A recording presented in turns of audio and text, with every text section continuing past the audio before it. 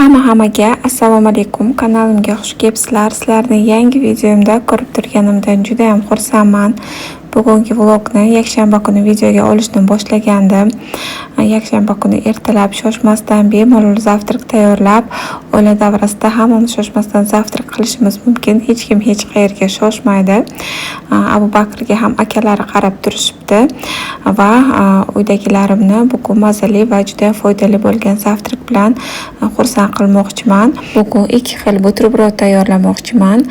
Birinchisiga qora non, ustiga tvorojniy sir hamda salatli list va avokado. Uyda hamma ham avokado yemaydi, shuning uchun uni o'rniga salatli list soldim. O'rniga bodring solsangiz ham bo'ladi. Va hammasining ustidan esa qizil baliq losoylarni mayin bo'laklarga bo'lib ustiga terib chiqamiz. Hozir kuz faslida organizmlarimiz vitaminga juda ham muhtoj bo'ladi va bunaqangi zavtrak bizlar uchun, organizmimiz uchun juda ham foydali deb o'ylayman. Baliqda omega moddalari bor. Shuning uchun vaqt-vaqti bilan shunaqangi baliqlardan ham yeb turish kerak. Ikkinchi xil buterbrodlarimiz uchun ham qora non kerak bo'ladi. Qora nonlarimizni ustidan slichni maslani chiroyli qilib surtib chiqib, ustidan qizil ikralarni ham surtib chiqamiz. Bu ham juda ham foydali va mazali bo'ladi. Albatta uydagilaringizga tayyorlab bering. Hammaga yoqadi deb o'ylayman. Zavtraklarimizdan qilib bo'lib, bolalar uyda qolishdi va xo'jayinim bilan birgalikda magazinga bordik va magazindan olgan narsalarimni hozir sizlarga obzor qilib beraman. Sizlarga ham olgan narsalarim yoqadi deb o'ylayman. Anchadan buyon sredstwalarimni yangilamayotgandim va bugun maza qilib magazin aylanib hamma narsalarni sostavini o'qib va hidini hidlab o'zimga yoqadigan, o'zimga mos keladigan sredstwalarni olib keldim va sizlar bilan ham bo'lishib o'tmoqchiman qizlar. Bir boshdan boshlaymiz va hammasini narxini ham aytib o'taman. Cheklarni olib kelgandim. Xullas boshlaymiz qizlar. Pergament qog'oz oldim. Magazinda sotilayotgan ekan. Folga bilan birgalikda folga 11 ming, pergament esa 6 ming edi qizlar.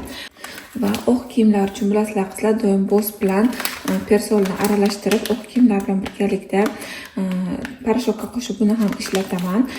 Kiyimlarni, rubashkalarni oqartirib rangini seriq qilmaydi. Shu sababli doim bundan ham ishlataman. Persol 5 ming, boz esa 13 ming qizlar. Moshinam uchun bitta shunaqangi osvejitel oldim, bu 19 ming edi. Bitta sovun oldim, Protex, bu 17 ming. Va doimman Mr. Proper ishlatardim. Qo'llarni yuvishda yangi sredstva kelgan ekan, Chistindan juda ham yaxshi. Asosiysi esa hidi ham zo'r va narxi arzon. 1 kilosi 25 ming. Mr. Properni esa 500 grammi 27 ming edi. Shu sababli bir marta bundan ham olib ishlatib ko'rmoqchiman. Lekin hidi menga juda ham yoqdi. Ya'ni ishlatib ko'rib, qanaqa tozalashini, qanaqa ko'pirishini ko'ramiz qizlar. Yumosh oldim. Yumoshning narxi ayni shunaqangi ro'z rangi menga yoqadi. Yumoshning narxi 57 ming ekan qizlar. Va yana iranskiy gellar qaytibdi magazinlarga, anchadan buyon yo'q edi. Bu orada 2-3 marta persol olib ishlatgandim. Baribir ham shunaqangi iranskiy gellar menga juda ham yoqardi. Men doim lavandalikdan olardim, bundan yo'q ekan. Faqat shunaqangi ko'k rangidan bor ekan. Buni ham hidi yaxshi, приятный edi hidi. 2,7 litri, 2,7 kilogrammi 85 ming qizlar. Anchaga yetadi. Bizda deyarli har kun kir yuviladi. Anchaga yetadi shunda ham.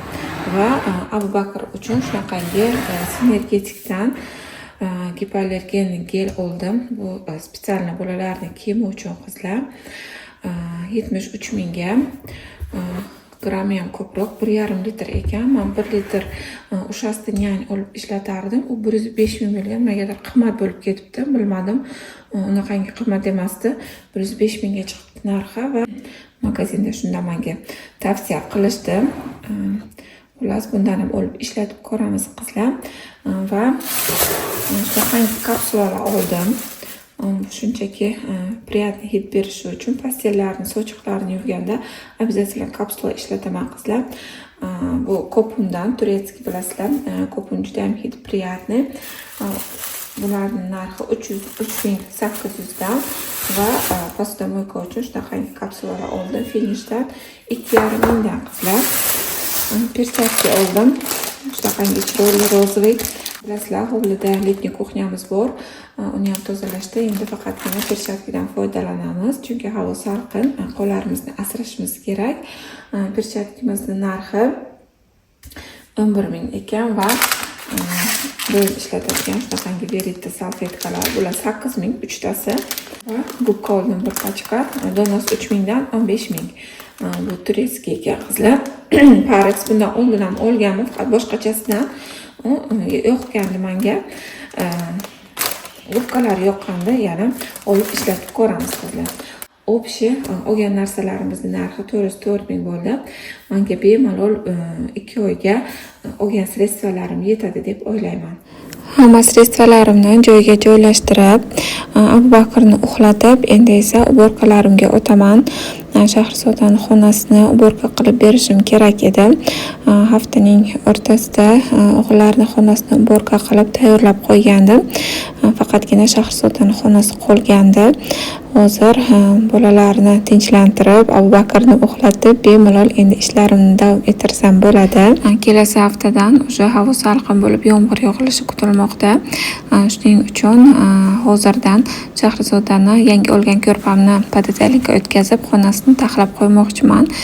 Kechasi sovuq o'tib kasal bo'lib qolmasligi uchun. Shundoq ham o'sha oilamizda deyarli hamma bir shamollab chiqdi. Turmush o'rtog'im Alisher, Shahrizoda, Abubakr hamma shamollab chiqdi. Alisher yana gaymarit bo'lib qoldi.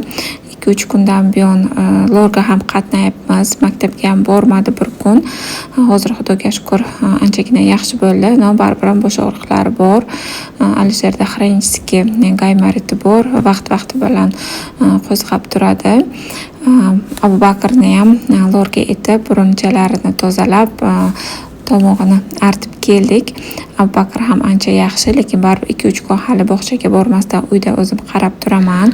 Qizlar, sizlarga o'tgan videoda Dilfuza opani yangi YouTube kanallari to'g'risida aytib o'tgandim va ham Telegram kanalda, ham kommentariyalarda juda ham ko'pchilik u kishini kanallarini topa olmadik deb yozishgan. Hozir sizlarga shuni batafsil ko'rsatib o'tmoqchiman. Shunaqa qilib Dilfuza Channel 2 deb qidirsalaringiz YouTube kanallari chiqadi qizlar. Bemalol o'tib, hamma videolarini bemalol tomosha qilsalaringiz bo'ladi. O'tgan vloglarning birida konkurs qilamizmi deb sizlardan so'ragandim qizlar. Juda ham ko'pchilikka bu fikr yoqqandi va albatta qiling deb menga kommentariyada yozishgandi. Lekin qizlar qanaqa shart qilishni bilmayapman. Shu vaqtda ham kommentariyada yozib o'tinglar. Hech kimni xafa qilmoqchi emasman. Va shuning uchun konkursning shartlarini o'zlaringiz belgilab berishlaringizni so'rab qolgan bo'lardim. Qanaqa shart beray, nimalar qilish kerak, xullas bilmayman. Biror marta bunaqangi konkurs o'tkazmaganman va biror bir obunachimni xafa qilib qo'ymoqchi emasman. Sovg'alarga keladigan bo'lsak, albatta har bir ayollarga yoqadigan oshxona anjomlaridan olib sizlarga sovg'a qilmoqchiman. Hammaga yoqadi deb o'ylayman. Men aksariyat uyda uy bekasi bo'lgan, oshxonasini, uyini yaxshi ko'radigan ayollar kuzatishadi va shuning uchun oshxona anjomlaridan sovg'a qilsam, albatta hammaga yoqadi deb o'ylayman. Faqatgina konkurs shartlarini qanaqa qilib belgilab berishni bilmayapman. Shunda menga yordam bersalaringiz juda ham xursand bo'lgan bo'lardim qizlar. Uborkamiz ham tugadi, xonamiz sveji, akkuratni, chiroyli bo'ldi. Tortmalarni ham tozalab, chiroyli qilib taxlab qo'yganman. Bog'chaga borish uchun hamma narsalari tayyor. Har kuni ertalab sochlarini chiroyli prichoska qilib yuboraman va bu yerda ham uyda kiyadigan pijamalari, kiyimlarini taxlab qo'yganman. Tayyorlab qo'ygan kiyimlarim hafta davomida ham uyda, ham bog'chada kiyishga yetadi. Va o'tgan videoda tillaqo'sh olgandim. Bog'chasida bayramda kiyishi uchun juda ham chiroyli raqsga tushgan bog'chada. Telegram kanalda ham joylagandim videolarini, hammaga birdek yoqqandi. O'zimizga ham yoqdi.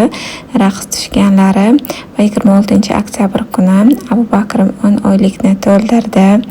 Uni ham nishonlagandik. Videomni oxirigacha ko'rganlaringiz uchun sizlarga katta rahmat. Keyingi videolarda ko'rishguncha sog' salomat bo'ling, o'zingizni asrang.